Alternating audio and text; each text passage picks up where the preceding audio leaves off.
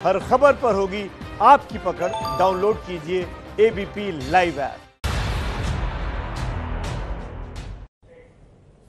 नमस्कार, ABP news पर आपका स्वागत है। आपके साथ मैं हूं आदर्श झा। पाकिस्तान के प्रधानमंत्री इमरान खान दो तरफा मार झेल रहे हैं। एक तरफ वो देश में बढ़ते कोरोना मामलों से परेशान है, तो दूसरी तरफ विपक्ष की रैलियों से खौफजदा है।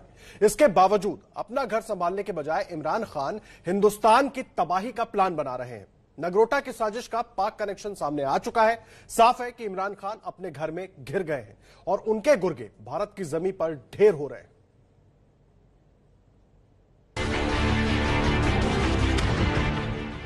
हिंदुस्तान में आग लगाने का ख्वाब देखने वाले इमरान का मुल्क सुलग उठा।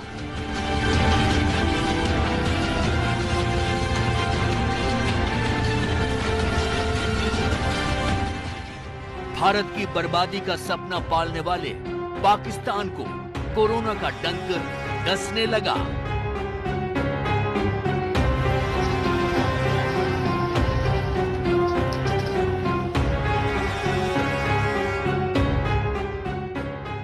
भारत में आतंकी भेजने वाला पाकिस्तान अब कोरोना महामारी से है बेहाल।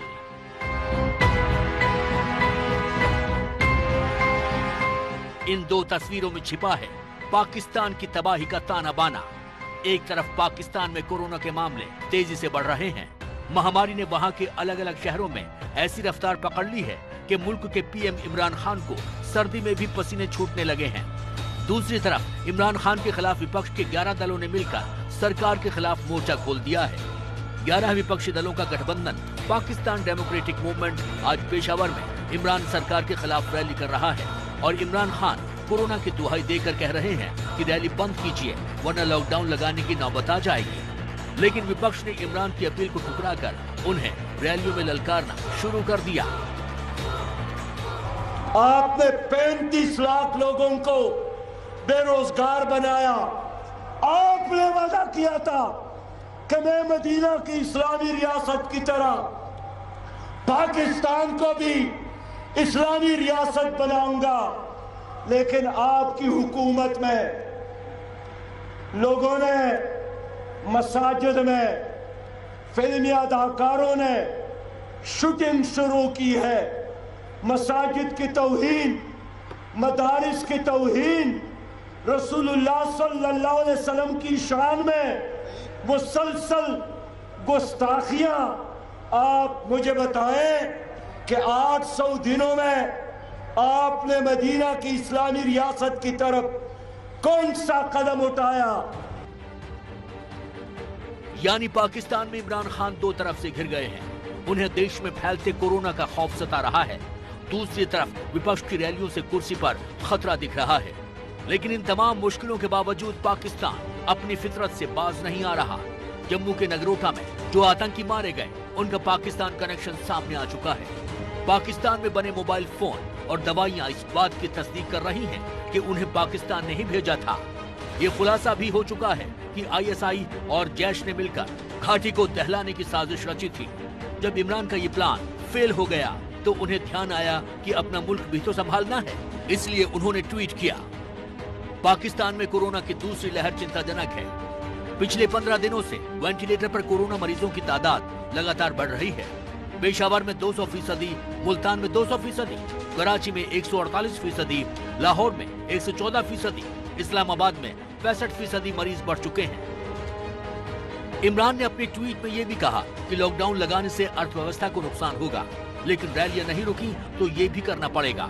विपक्ष इमरान पर तोहमत लगा रहा है कि सरकार महामारी को काबू करने में नाकाम रही, तो दूसरी तरफ इमरान पीडीएम पर लोगों की जान से खिलवाड़ का आरोप लगा रहे हैं। ऐसे खतरनाक हालात के बावजूद पाकिस्तान अपने मुल्क पर ध्यान देने के बजाय हिंदुस्तान में आतंकी भेजने की योजना बना रहा है। बेलगाम कोरोना को काबू करने के बजाय कश्मीर के अमन चैन को खत्म करने का ख्वाब देख रहा है। लेकिन जैसे नगरोटा में आतंक को मुंहतोड़ जवाब मिला है, वैसे ही हमारे सुरक्षा बल आगे भी पाकिस्तान की हर साजिश को नेस्त नाबूद करते रहेंगे। जम्मू कश्मीर में साजिश के नाकाम होने के बाद भी नहीं सुधर रहा है पाकिस्तान। अब तक आतंकवादी गतिविधियों में अपना हाथ होने से इनकार करने वाले पाकिस्तान के खिलाफ भारत के पास इतने सबूत इकट्ठा हो गए हैं कि उसे अंतर्राष्ट्रीय तौर पर अलग थलग करने की कोशिश को ज्यादा बल मिल सकेगा। जब नाकाम हुई जमीन की साजिश, तब मंडराया आसमान से जासूसी का खतरा। पाकिस्तान की बेचैनी दिखाती ये दो तस्वीरें हैं। 3 दिन के भीतर पाकिस्तान की एक और साजिश फेल हो गई। पुंछ के मेंढर सेक्टर में सीज फायर तोड़ने की आड़ में पाकिस्तान ने ड्रोन भेजकर रेकी की कोशिश की। कल शाम 3 घंटे तक पाकिस्तान ने फायरिंग की, जिसमें 2 मासूम नागरिक घायल हो गए। ड्रोन से भारतीय सीमा में घुसपैठ की कोशिश का ये जीता जागता सबूत है। इसी बीच नगरोटा में साजिश के सुराग तलाशते हुए जांच एजेंसियां उधमपुर पहुंच गईं। उन्होंने उधमपुर जिले से 4 संदिग्ध लोगों को हिरासत में लिया है। इनके नगरोटा हमले से तार जुड़े होने की आशंका है। एजेंसियां लगातार इन चारों से पूछताछ कर रही हैं। जम्मू में सुरक्षा बल सुराग तलाश रहे हैं तो कश्मीर में जैश के आतंकियों की धरपकड़ तेज हो गई है। पुलवामा से जैश के आतंकी निसार को पुलिस और सेना ने ज्वाइंट ऑपरेशन में चाटपोरा से गिरफ्तार किया है। पाकिस्तान की साजिश तो नाकाम हो गई, लेकिन अब वो जानकारी मिल रही है वो हैरान करने वाली है। जिला पंचायत चुनावों से पहले निशाने पर थे कश्मीरी नेता। इसके मुताबिक पाकिस्तान की खुफिया एजेंसी ISI ने जैश-ए-मोहम्मद के साथ मिलकर नगरोटा हमले की साजिश रची थी। मारे गए आतंकियों का इरादा जिला पंचायत चुनाव से पहले पॉलिटिकल लीडर्स पर निशाना बनाने का था। हमले की प्लानिंग पाकिस्तान के बहावलपुर में की गई थी, जिसकी प्लानिंग के लिए मसूद अजहर के भाई अब्दुल रऊफ ने मीटिंग बुलाई थी। मीटिंग में लश्कर कमांडर्स अबू जुंदाल और असगर खान भी मौजूद था। सूत्रों के मुताबिक जैश ने कश्मीर में और आतंकी हमले की तैयारी कर रखी है, लेकिन भारतीय सुरक्षा एजेंसियां भी हर साजिश को नाकाम करने के लिए 24 घंटे अलर्ट हैं।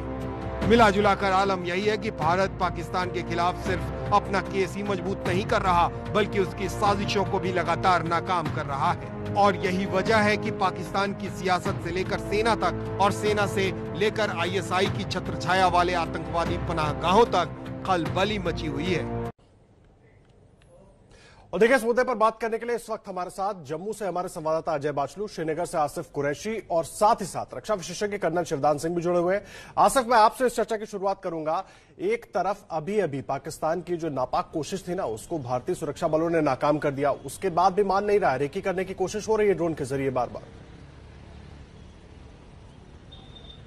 देखिए, बिल्कुल, देखिए ये वो ड्रोन है जो भारतीय कैमरास की इसमें पकड़ में आया है, लेकिन जो ड्रोन्स का जो पाकिस्तानी सेना की तरफ से उपयोग है वो पूरे ही LOC और इंटरनेशनल बॉर्डर पे काफी ज्यादा बड़ा है। हाल फिलहाल के दिनों में जिस तरीके से ड्रोन का इस्तेमाल करके ना सिर्फ जो भारतीय पोजीशंस, जो सेना की पोजीशंस है उन पर नजर रखी जा रही है, बल्कि ड्रोन की मदद से हथियारों की ड्रॉपिंग भी के भी कई घटनाएं जो है वो सामने आई हैं। और नगरोटा हमले में भी यही आशंका जताई जा रही है कि भले ही टनल के जरिए जो मिलिटेंट थे वो सरहद पार करके आए थे, लेकिन उनके लिए ज्यादातर हथियार जो था उसमें भी ड्रोन का इस्तेमाल हुआ था। इसीलिए ड्रोन का इस तरीके से इस्तेमाल होना कोई नई बात नहीं है, लेकिन चिंता की बात इस वजह से है कि अब ड्रोन का इस्तेमाल ना सिर्फ सेना की पोजीशंस पे नजर रखने के लिए या फिर इन्फिल्ट्रेशन रूट्स को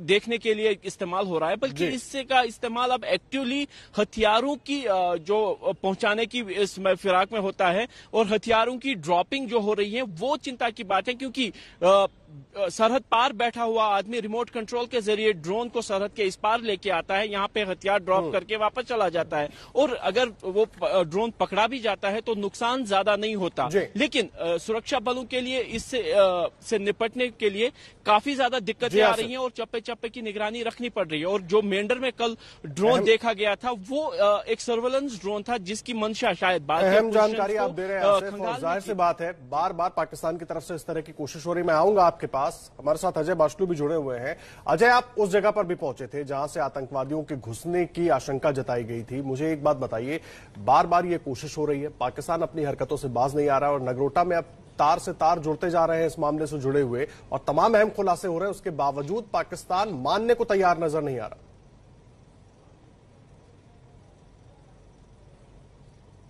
जी बिल्कुल, लगातार जांच एजेंसियों ने इस मामले से नगरोटा का जो एनकाउंटर हुआ था जिसमें 4 जैश ए मोहम्मद के आतंकियों को मारा गया, उसमें तार अब न सिर्फ सीमा पार, क्योंकि लगातार जिस तरह की एबीपी न्यूज अपने दर्शकों को बता रहा है कि बहावलपुर के जैश के हेडक्वार्टर में एक मीटिंग हुई थी जिसमें इस हमले को प्लान किया है। कहीं ना कहीं पाकिस्तान पर भी सुरक्षा एजेंसियों की नजर है। लगातार यहाँ जम्मू में इस बात की भी लगातार खोज की जा रही है कि आतंकी कहां से आए, क्या रूट था, किस तरह ये नगरोटा तक पहुंचे। और अब इस सारे घटनाक्रम की दायरा जो है वो जम्मू से बढ़कर उधमपुर तक पहुंचा है, क्योंकि जिस तरह से लगातार उधमपुर से भी आज 4 संदिग्धों को उठाया गया और उनसे लगातार पूछताछ जारी है। लेकिन पाकिस्तान लगातार डिनायल मोड में है, क्योंकि शुरू से ही पाकिस्तान इस तरह की किसी भी गतिविधि में अपने आप को पाक साबित करता रहा है। लेकिन जिस तरह से सुरक्षा एजेंसियों को यहां सबूत मिले हैं, जैसा कि हमने एबीपी न्यूज पर भी बताया कि वो लगातार जो 4 जैश के आतंकी आए थे वो लगातार पाकिस्तान के हैंडलर्स के टच में थे, तो ये सबूत कहीं पाकिस्तान नहीं जुटला सकता। और लगातार मैं इस समय भारत पाकिस्तान अंतर्राष्ट्रीय सीमा पर हूं, यहां पर भी चप्पे चप्पे पर जो है सुरक्षा बल जुटे हुए हैं। लगातार खंगाला जा रहा है इस पूरे बॉर्डर को, ताकि इस बॉर्डर से भी पाकिस्तान के जो पाप के सबूत हैं वो सामने आए, ताकि भारत इस पोजीशन में हो कि वो लगातार जिस तरह से पीछे के हमलों में पाकिस्तान को एक्सपोज करता रहा है, इस बार भी पाकिस्तान एक्सपोज हो जाए। जी आप रहे हमारे साथ अजय। कर्नल शिवदान सिंह भी हमारे साथ जुड़े हुए हैं, उनका रुख कर लेते हैं। कर्नल साहब, बहुत स्वागत है आपका एबीपी न्यूज पर। मुझे एक बात बताइए, ये जो नगरोटा के बाद जिस तरह से तार जुड़ रहे हैं ना, और एक के बाद एक जो सबूत मिल रहे हैं और जो लिंक सीधे पाकिस्तान से मिल रहे हैं, लगातार भारत अंतर्राष्ट्रीय मंच पर पाकिस्तान को एक्सपोज करता रहा है। इससे और ज्यादा मदद मिलेगी, और ज्यादा बल मिलेगा, और वो जो दावे हैं पाकिस्तान के हर बार की तरह फिर खोखले साबित होंगे।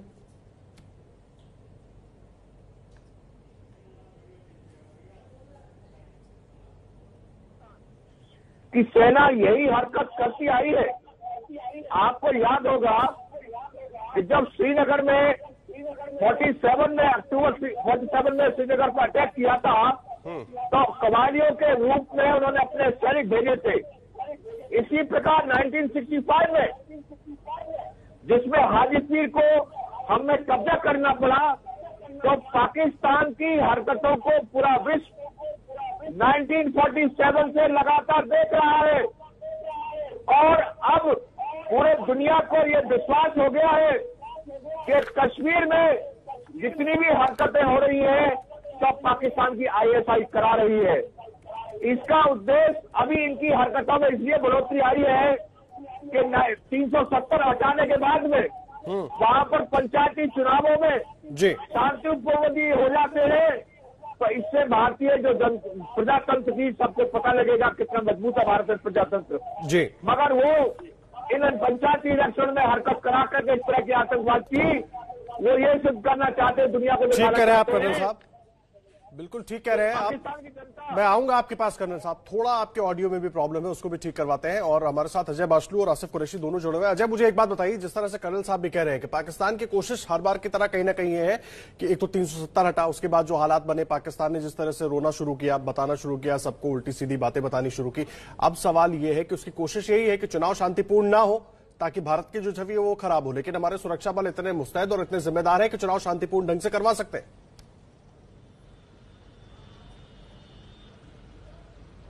जी बिल्कुल आदर्श, देखने वाली बात होगी कि जम्मू कश्मीर के इतिहास में पहली बार जिला विकास परिषद के चुनाव हो रहे हैं। यहां यह भी समझना होगा कि इससे पहले जो चुनाव हुए हैं, चाहे वो पंचायत स्तर के चुनाव हो या ब्लॉक डेवलपमेंट कमिटीज के चुनाव हो, उन चुनावों ने भी पाकिस्तान की यह मंशा साफ हुई और कई कार्यकर्ता, चाहे वो बीजेपी से जुड़े हो या कुछ अन्य पार्टियों से जुड़े हो, उनको निशाना बनाया गया और उनको जान गंवानी पड़ी। तो प्रजातंत्र का जो झंडा केंद्र सरकार कश्मीर में लहराना चाहती है, उस झंडे से कहीं ना कहीं पाकिस्तान डर रहा है। और खौफ इस बार इसलिए भी ज्यादा है क्योंकि इस बार जिस तरह से पार्टिसिपेशन हो रही है, जिस तरह से गुपकार गैंग इकट्ठा होकर इस चुनाव में लड़ रहा है, यहां से बीजेपी है और दूसरे दल हैं, वो लगातार कश्मीर में प्रजातंत्र का झंडा बुलंद कर रही है। और प्रजातंत्र जैसे ही वहां सशक्त होगा, वहां प्रजातंत्र जैसे बढ़ेगा, वहां पर जो मूलभूत सुविधाएं जिनको लेकर लोगों की शिकायतें रही है सरकार से, वो अपने आप में दूर हो जाएंगी। तो जब ये शिकायतें दूर हो जाएंगी तो पाकिस्तान के लिए लिए अंतर्राष्ट्रीय मंच पर यह कहना कि जिस तरह का प्रोपेगेंडा वो कश्मीर में कर रहा है उसकी कोई औकात नहीं रहेगी। तो कहीं ना कहीं इसी प्रजातंत्र के सिस्टम को रोकने के लिए प्रजातंत्र का पूरा झूठ अजय बेनकाब हो जाएगा। ये बहुत अहम बात है। कर्नल शिवदान, मुझे एक बात बताइए, सवाल बड़ा ये कि पाकिस्तान आखिर बाज क्यों नहीं आ रहा है? एक तरफ खुद इमरान खान अपनी ही विपक्षी पार्टियों से घिरे हुए हैं, कोरोना की मार उनका देश में लगातार बढ़ती जा रही है, उसके बाद भी बाज नहीं आ रहा पाकिस्तान, इन चीजों में फंसा हुआ है। देखिए, मैं आपको ये और बताना चाहता हूं कि लंबे समय से मैं देख रहा हूं पाकिस्तान ऐसा दुर्भाग्य देश है कि तो वहां के शासकों ने कभी देश को उस तरह से शासन नहीं दिया कि जैसे वो उसी देश के हो। मुझे ऐसा लगता है कि जैसे विदेशी शासक पाकिस्तान में शासन कर रहे हैं, क्योंकि तो कभी भी वो अपनी जनता की कोई कार्य नहीं करते हैं। वो हमेशा और बाहर की चीजों से अपने देश की ध्यान भटकाना चाहते हैं, अपने नागरिकों का विकास, उनका वेलफेयर देखने की बजाय इन हरकत में रहना चाहते हैं। इसलिए पाकिस्तान का जो हालात है, वो चाहे कितने भी मर जाए जी, वो आबादी के कागार है, कोई निवेश नहीं आ रहा है। अगर उनका इरादा का ध्यान भटकाने के लिए कश्मीर में इस तरह की हरकत है। ठीक कह रहे हैं आप, ठीक कह रहे हैं आप कर्नल साहब, ठीक कह रहे हैं, और जाहिर सी बात है बहुत अहम बात है आप कह रहे हैं। आसिफ कुरैशी, मैं आपके पास आ रहा हूं, चुनाव होने हैं, तैयारियों के मद्देनजर, और इसीलिए पाकिस्तान की तरफ से इस तरह की कोशिश हो रही है। ऐसे में तैयारियों को किस तरह से बढ़ाया गया, बहुत जल्दी से बता दीजिए। देखिए आदर्श, तैयारियां तो सरकार की तरफ से पूरी हैं। अतिरिक्त सुरक्षा बल बुलाए गए हैं, जो सुरक्षा प्लान है वो बनाया गया है, और 8 चरणों में होने वाले चुनाव के लिए सभी तैयारियां पूरी कर ली गई हैं। लेकिन ये हमारे लिए भी एक फूल्स पैराडाइज में रहने वाली बात होगी कि अगर हम ये मान के चले कि कश्मीर से मिलिटेंसी खत्म हो गई है या मिलिटेंट अपनी कार्रवाई नहीं करेंगे, और उसको विफल करने के लिए सुरक्षा बलों की जो तैयारी है वो बिल्कुल मुकम्मल है।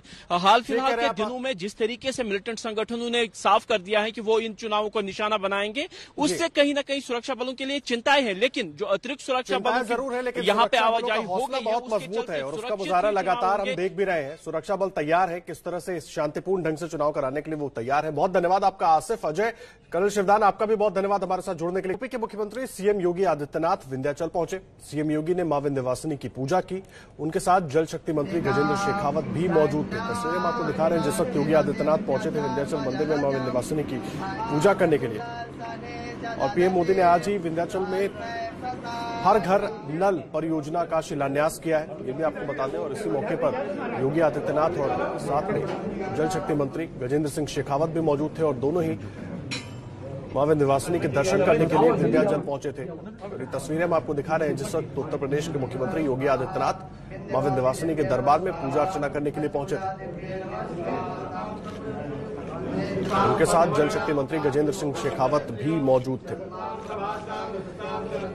यूपी को नल जल की आज करीब 55,000 करोड़ रुपए की सौगात दी है प्रधानमंत्री नरेंद्र मोदी ने, और इसी मौके पर योगी आदित्यनाथ और जल शक्ति मंत्री गजेंद्र सिंह शेखावत भी मौजूद थे विंध्याचल में। और इसके बाद दोनों ही मां विंध्यवासिनी के दर्शन करने के लिए उनके दरबार में पहुंचे और पूजा अर्चना जिस वक्त कर रहे थे उस वक्त की तस्वीरें हम आपको दिखा रहे हैं।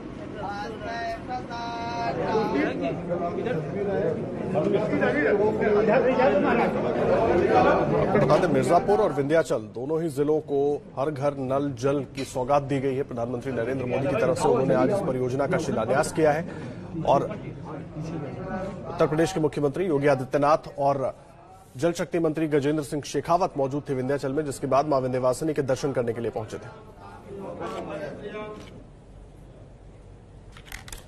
और इस बीच बड़ी खबर आपको बता दें, देखिए कॉमेडियन भारती सिंह को बायकला जेल भेजा गया है। वहां उनकी मां और दोस्त भी पहुंचे हैं और उनके पति को तनुजा जेल भेजा गया। आपको बता दें, इसके पहले भारती का मेडिकल कराया गया, उनको एनडीपीएस कोर्ट के सामने पेश किया गया। भारती और उनके पति हर्ष को दोनों को 14 दिन की न्यायिक हिरासत में भेज दिया गया है, और उसके बाद भारती को बायकला जेल भेजा गया है और उनके पति हर्ष को तनुजा जेल में भेजा गया है। दोनों अलग अलग जेल में रहेंगे, भारती बायकला जेल में रहेंगी और उनके पति हर्ष तनुजा जेल में उनको भेजा गया है।